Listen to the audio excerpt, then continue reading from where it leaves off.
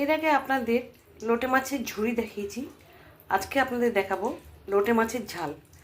তার জন্য মাছের মধ্যে প্রথমেই নুন, হলুদ, সামান্য লঙ্কার গুঁড়ো মিশিয়ে নেব। এবার একটা প্লেটে কিছুটা ময়দা নিয়ে এরকম ছড়িয়ে নেবেন।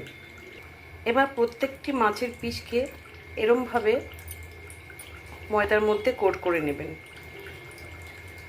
একসঙ্গে সমস্ত মাছ না ছেড়ে অল্প অল্প করে দিয়ে দেবেন।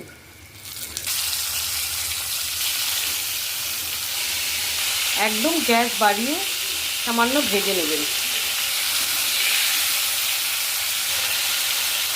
এভাবে সমস্ত মাছগুলো আমি ভেজে নেব। বাকি মাছগুলো আমি একই পদ্ধতিতে ভেজে নিচ্ছি। খানিকটা তেল দিয়ে দিলাম। প্রথমে কালো জিরা ফোড়ন দিয়ে দিলাম, সামান্য পেঁয়াজ দিয়েছিলাম। এদিকে একটা মশলা রেডি করে নিয়েছি।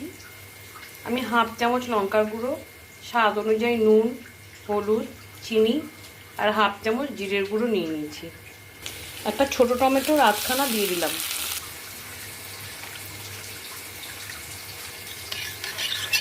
একটা কাঁচা লঙ্কা দিয়ে দিলাম। পেঁয়াজটা ভাজা হয়ে গেছে। এবার সমস্ত মশলা জলে গুলে দিয়ে দিলাম।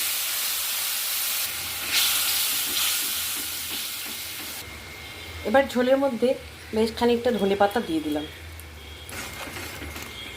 লোটে মাছ যেহেতু খুব নরম হয়, সেই জন্য মাছগুলো আমি আর ঝোলের মধ্যে দিলাম না, মাছের মধ্যেই ঝোলটা ঢেলে দিচ্ছি। ঝোলটা ঢেলে দিয়ে কিন্তু আর ফোটাবেন না, এইভাবেই পরিবেশন করবেন।